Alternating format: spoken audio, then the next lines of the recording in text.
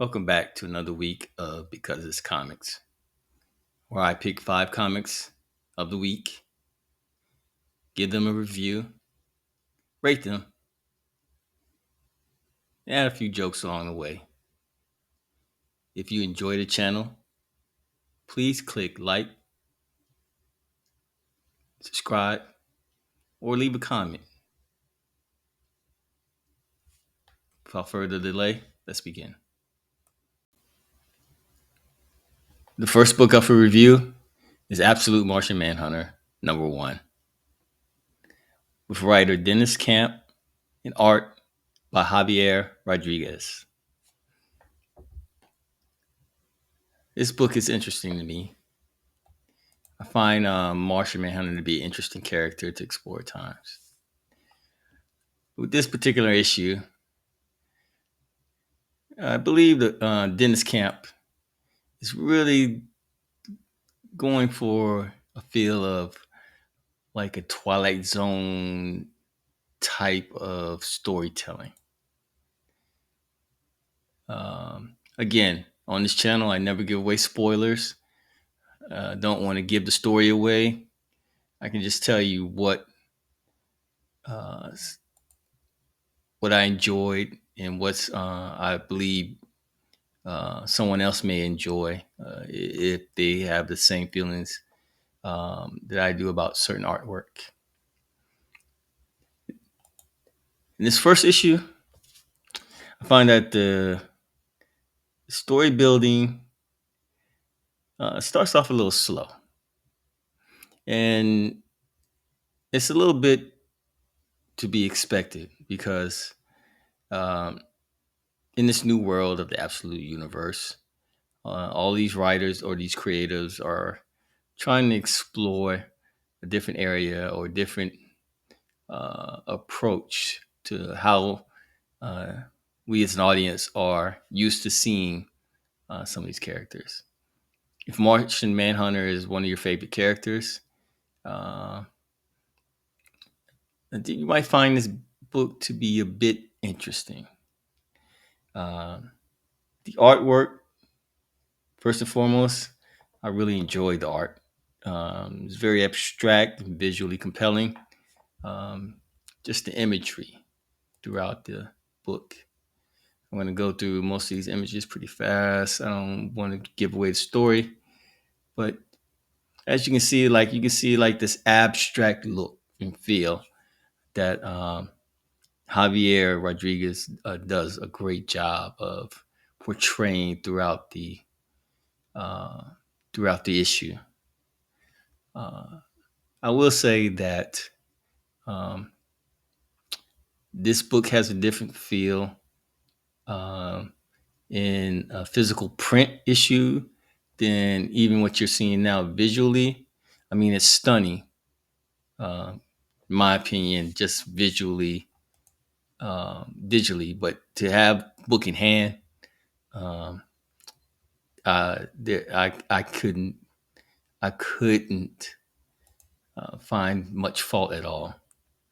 Um, One thing that's very interesting about this particular issue is that you can see that the writer or camp is going for um, this building of a weird a character experiencing I hate the word weird, but experiencing a strange or having a strange experience, and we don't know why. We don't know why. Um, there is a page reveal. I'm not going to show that. That adds an interesting element to this storyline, and I believe um, as later issues come out, that one page reveal will start to make a little more sense. But when you come across it, if you decide to read this book, you will know what page I'm talking about. So again, just like I said, if you're looking for like something different from status quo, like some compelling visuals, a little bit on the abstract side. This book is definitely for you. Again, the only con I really had against it is the fact that the story is slow building, and you can see that that um, the writer is definitely going for that feel. So uh, I give this book, Absolute Martian Manhunter #1, 3 stars. Mom, we're thirsty! Well, I've got 2 glasses of Sun Fizz coming right up. Sunfish, that's our favorite! That's because there's a delicious ray of sunshine in every drop. Come on, guys. I'm filled with nature's goodness. Hey, what's with you people? I've got vitamins and minerals. All right, let's get into our next book, and that is Ultimate Spider-Man #15, with writer Jonathan Hickman and art by David Messina. Thing about Ultimate Spider-Man, if you're reading this book, or the way I'm reading this book, anywhere near the way I'm reading this book, rather, um, you're reading this book because you're looking for a more mature version of Spider-Man than what we've been getting in the mainline 616 universe. And that's understandable. I mean, some of the storylines have gotten a little uh, outrageous. Not to criticize Marvel too much on how they've been handling Spider-Man, but Ultimate Spider-Man has been refreshing.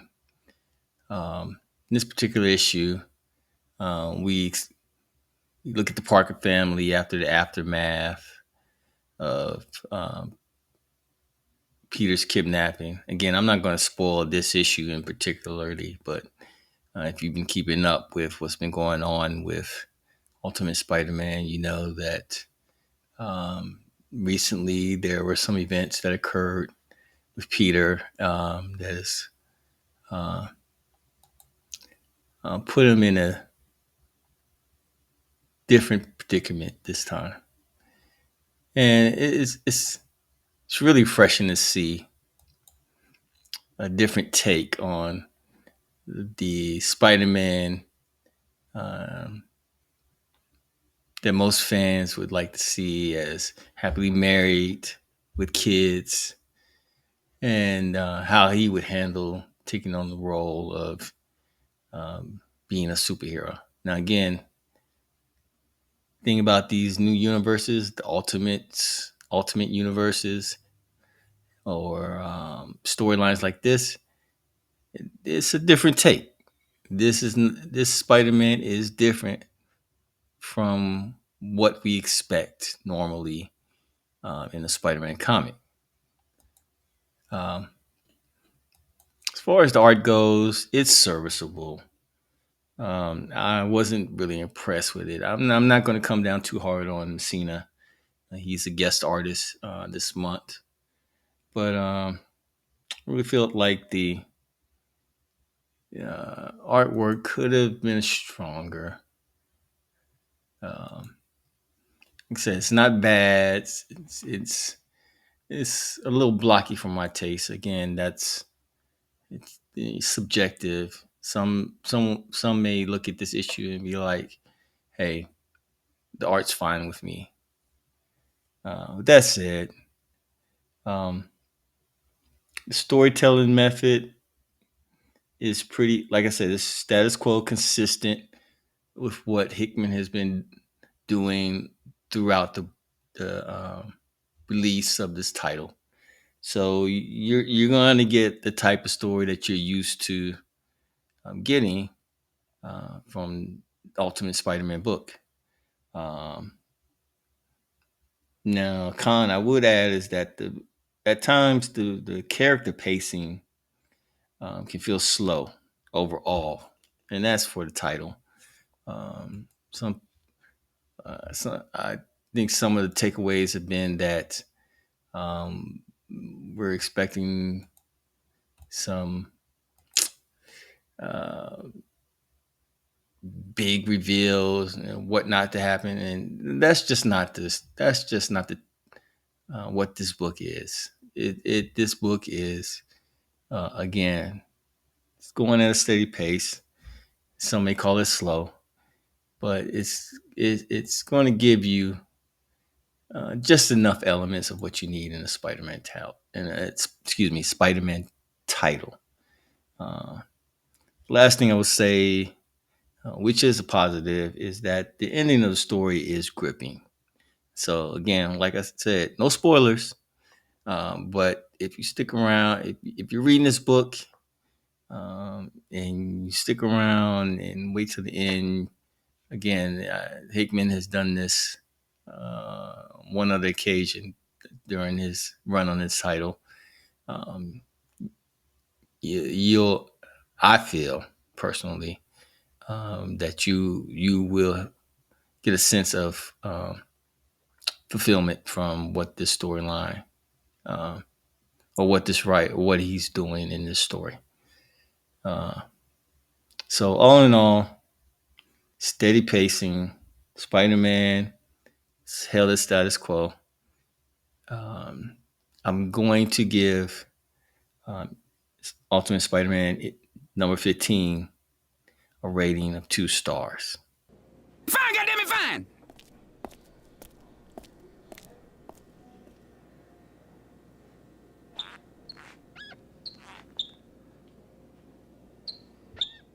Man, I just don't know what to say. You just made little Michael Jackson moonwalk away.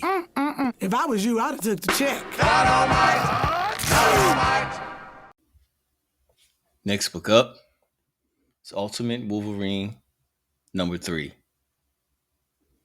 Writer Chris Condon and artist Alessandro Capuccio. What I'll say about this book is that we are getting, I don't want to say we, let me put it like this. This book is going for uh, that silent killer type of feel. And that's not giving any story away. Wolverine is that silent killer. I don't think in the last 3 books, last 3 issues, um, he said more than a word, or the character is even been shown as speaking. Um, and that's an interesting take. I have no idea um, where the writer is going with this take on Wolverine. I will say that he is, and I will commend him that he is definitely exploring new directions with not only Wolverine but some legacy X-Men characters that we may be familiar with. Uh, I mean, in this particular book, couple characters, like I said, a couple characters that we're familiar with are introduced, and you think you know or you have a feel about that character just from what we've read in the 616 universe, but I don't think um, Chris Condon is even going for having those same type of tropes in this Ultimate Universe. One of the things I do have a problem with is again, it gets back to this thing of story pacing. It is really moving slow. I mean, we're on the 3rd issue, and I find that uh, uh, I'm looking for something a little more substantive in this title.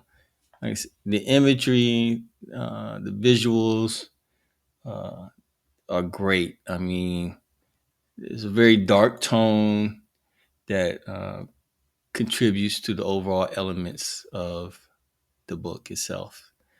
Um, I guess another gripe I have with this particular title is that it seems a bit short at times, and maybe that's because um, the, the Wolverine character in and of himself is not particularly um, like you just don't know what's going on with him yet. You we get bits and pieces, but there's no inner voice. We don't have an inner voice for this character yet. It's in this book. Uh, Last thing is, and this is just a personal gripe of mine. I don't necessarily expect any. I'm not sure how many other people would have a problem with this, but it just seems like a lot of exposition is detailed in back pages to explain certain character motivations that are introduced in a title, and that uh, I know that's a Hickman writing device that he's used in other books. Is and you know I don't know. It's just something that I once in a while it's okay. I won't say that this writer Chris Condon has used that much, but it just again it gives me like that Hickman esque kind of feel, and um, I I really would like to have if if you're going to include a character, have that character's story arc unfold within the pages of the story itself. But again, it's not a big deal. But it is a slight I did give to this particular issue. With that said, Ultimate Wolverine #3, I give a rating of 3 stars. Do you know what they call bats? Bats. Chicken of the cave. No one calls them chicken of the cave. Why don't you have a bite and stop judging it? I'm not gonna bite into a fried bat. It's delicious. It's all tendon. Look at it. Was that a bat? Chicken of the cave. Next book up is Batman 158, a very highly anticipated title that um, readers have been waiting for this year. With art by Jim Lee and writer Jeff Loeb at the helm, I'm here to tell you that we have officially traveled back to the 90s. That's right. If you're looking for that 90s nostalgia, you are going to get it in this book. Now, that's a plus and a minus. And I'm going to go through this in my review. First,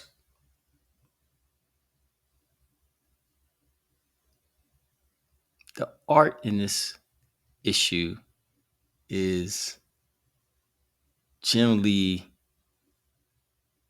at his best. Jim Lee being Jim Lee. I mean, you can see the drawn lines, um, just the the anatomy details at times, the over exaggeration in some cases, but nonetheless, you are not disappointed with what you're presented with visually. However, I believe there's one thing that's kind of takes away from what you may be seeing on the screen right now. like I said, the art looks good visually, but in particularly in print. Again, I'll repeat that. The art looks great in print. I've read it both ways. I've read it digitally, I read it in print, and the two do not compare. For whatever reason, there's something lost in translation um, viewing this book digitally. Now, another thing I'm going to add, this is a slight caveat, is that I believe the the inks on this particular issue, I'm not this just this one particular issue, which were done by Scott Williams, distract from the artwork of this particular issue. Uh, at times, it can look a little muted, and the reason I say that is, um, fortunate for me, um, I had this book on my pull list at my local LCS. A ash can for the next issue was released um, for uh, uh, people that pre-ordered this book, and it's in black and white. And I'm telling you, the artwork in that ash can is remarkable. And there were no colors added. Again, totally black and white, just Jim Lee's sketches. So the sketch work is not necessarily meshing with the inks. Um, all in all, though, it's, the book is drawn beautifully, uh, in my opinion. Uh, I will say this. Uh,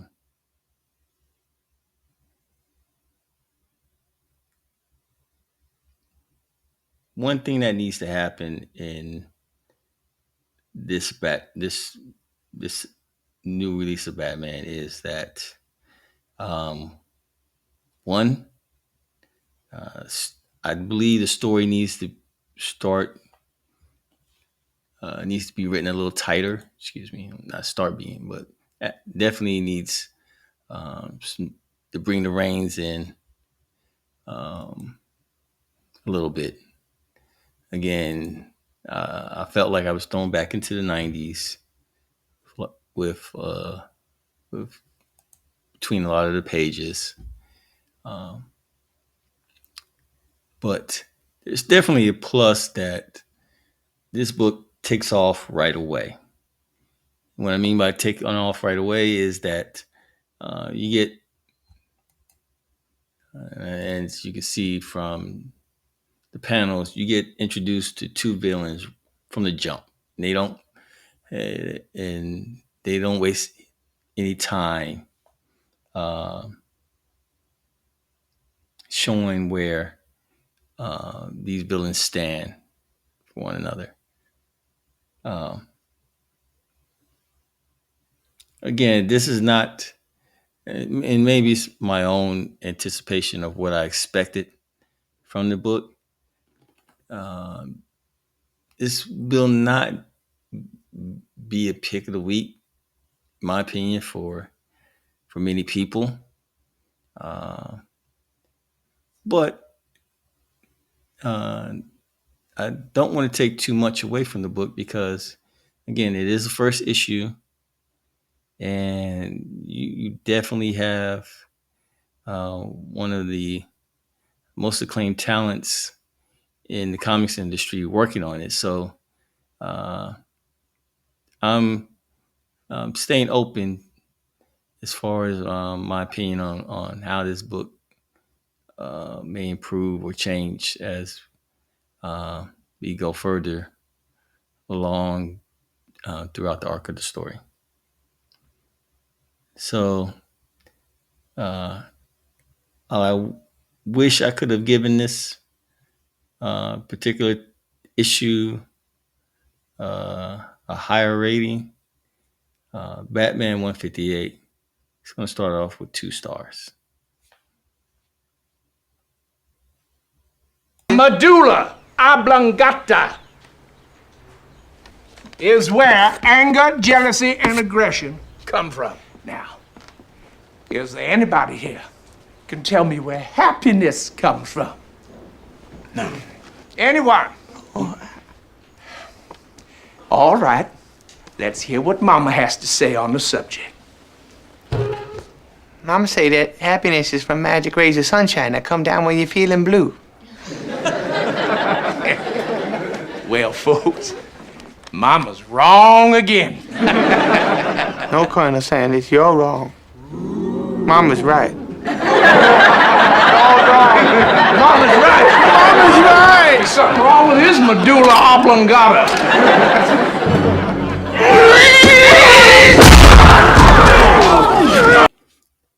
Our last book for review is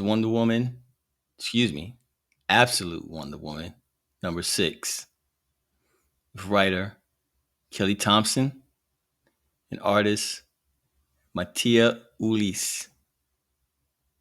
Now I'm going to say something about Absolute Wonder Woman. Absolute Wonder Woman is clearly the best Wonder Woman title out from DC right now. Sorry, Tom King, while I do enjoy your take on Wonder Woman, Kelly Thompson has just nailed this character. And I'm not going to make this a gender thing. I just think Kelly Thompson, who has been doing great on Birds of Prey, she just has this voice that makes both of these titles just great reads, or reads that you look forward to each month. Not saying that every issue that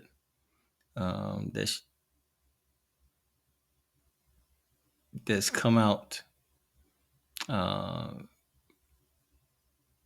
from Kelly Thompson has been perfect, but they have not been disappointing to me. It is hard for me to track a disappointing issue from her since she's been the main writer on those titles. That's it. We're talking about Wonder Woman, Absolute Wonder Woman to be specific.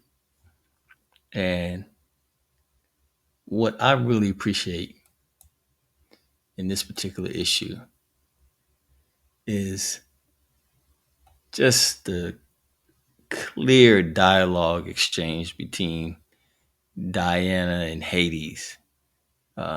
It's just, I found it just absorbing. There's even a little usage of double entendres that some may catch. You may not catch it. This particular issue starts a new arc, which doesn't require anyone new to the book to be familiar with any of the previous plot. Again, it's really hard to talk about this book without revealing spoilers. And so I don't want to say too much about it. I will say this.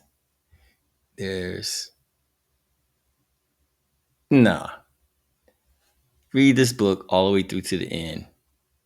And trust me, you will know that of what I'm particularly talking about as far as spoilers go.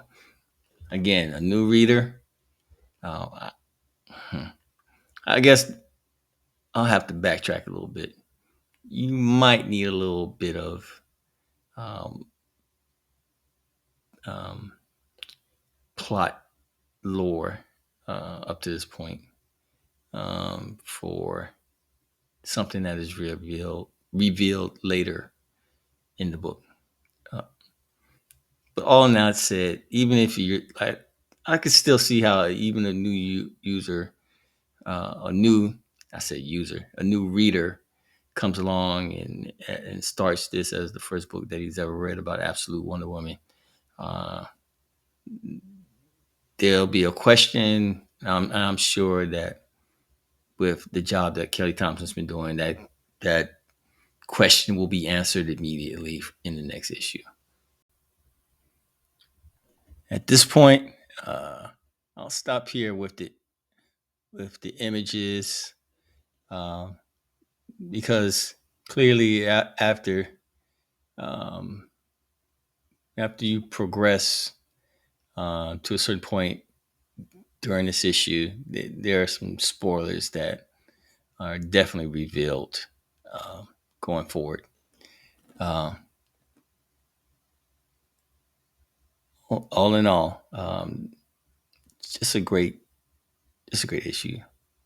The only con I have is that the artwork has been digitally rendered, and again, I know a lot of artists or many artists take this approach to their to their uh, visuals, but it can clearly be seen here, and it's not a bad thing. The art it still looks great.